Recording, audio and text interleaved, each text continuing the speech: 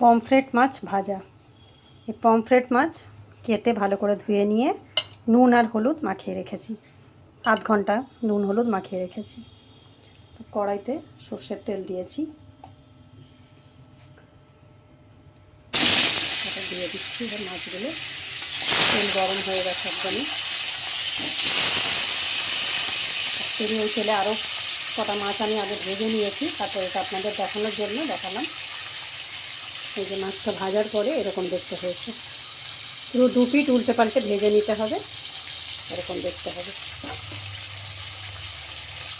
এরপরে এটাকে আমি একটু কারি করেও দেখাবো, তার আলাদা রেসিপিতে আমি দেখাবো। সেইখানে দেখাচ্ছি জাস্ট পমফ্রেট মাছ ভাজা কীভাবে হয়।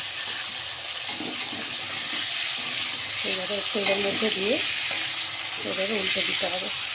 2 পিঠ ভালো করে ভেজে আপনারা এমনিও খেতে পারেন, ডালের সাথে খেতে পারেন। Thank you for watching.